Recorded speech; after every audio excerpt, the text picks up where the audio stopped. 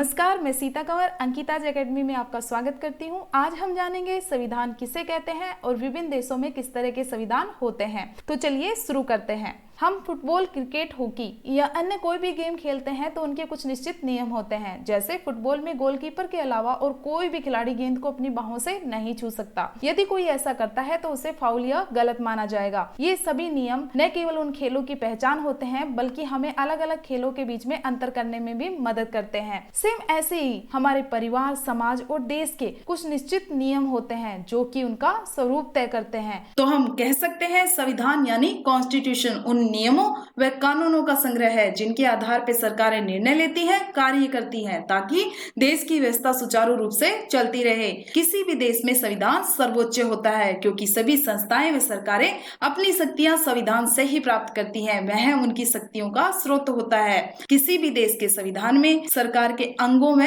शक्तियों, नागरिकों के अधिकारों व कर्तव्यों, इसके साथ साथ राज्य व नागरिकों के मध्य संबंधों को भी परिभाषित किया जाता है। किसी भी देश को संविधान की आवश्यकता क्यों होती है? इससे किसी भी देश की प्राथमिकताओं, उसके राजनीतिक ढांचे, साथ ही उसकी शासन व्यवस्था का पता लगता है कि वो लोकतांत्रिक सरकार है, लोक कल्याणकारी सरकार है या फिर तानाशाही सरकार है। संविधान तय करता है कि सरकारें कैसे निर्मित होंगी और किस दायरे में रहकर कार्य करेंगी। वह सरकार के तीनों अंगों, उनके कार्य क्षेत्र के बारे में विस्तार से बताता है। इसके अलावा यह सत्ता के दुरुपयोग पर रोक लगाता है और समाज में जो अल्पसंख्यक होते हैं, चाहे वो धर्म, वंश, लिंग किसी भी आधार पे हो, उनके अधिकारों की रक्षा करता है और इसी के लिए ही मूल अधिकारों की व्यवस्था करता है। यह समाज में शांति व्यवस्था बनाए रखने तथा एक न्यायपूर्ण समाज की स्थापना में भी सहायक होता है। अब हम संविधान के प्रकारों को देख लेते हैं। उत्पत्ति के आधार पर विकसित व निर्मित संविधान होते हैं। विकसित संविधान ऐसे संविधान जिनका धीरे धीरे यानी क्रमिक विकास हुआ हो और उस देश की परंपराओं ने, रीति रिवाज और न्यायालय के निर्णय ने इसके विकास में योगदान दिया हो। इसका सबसे अच्छा उदाहरण है ब्रिटेन का संविधान। निर्मित संविधान ऐसे संविधान होते हैं जिनका निर्माण एक निश्चित समय पर संविधान सभा के द्वारा किया गया हो। ऐसे संविधान कठोर लिखित होते हैं। जैसे अमेरिका का संविधान की उसकी समयावधि निश्चित है। फिलाडेल्फिया के सम्मेलन में इसके निर्माण की घोषणा की गई और 1789 में यह बनकर लागू हो गया। इसी तरह से भारत का संविधान भी 1946 में संविधान सभा का गठन हुआ और 1949 में यह बनकर तैयार हो गया। लिखित व अलिखित संविधान ऐसा संविधान जो लिखित रूप में एक पुस्तक के रूप में होता है, जिसके अधिकतर अनुच्छेद लिखित रूप में होते हैं, उसे लिखित संविधान कहते हैं। जैसे कि भारत, अमेरिका, जर्मनी और जापान का संविधान। जबकि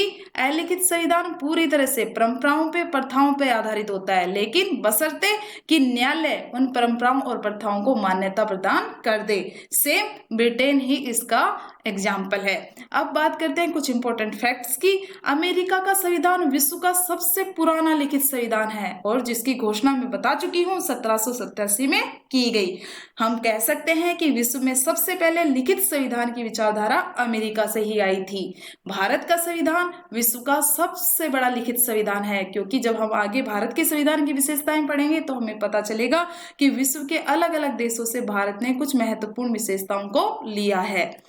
लचीला व कठोर संविधान संशोधन के आधार पर लचीला व कठोर संविधान होता है। लचीले संविधान में उसके अनुच्छेदों में जरूरत पड़ने पर सरलता से परिवर्तन किया जा सकता है और इसके लिए विधायिका के साधारण बहुमत की ही आवश्यकता होती है, जैसे कि ब्रिटेन का संविधान।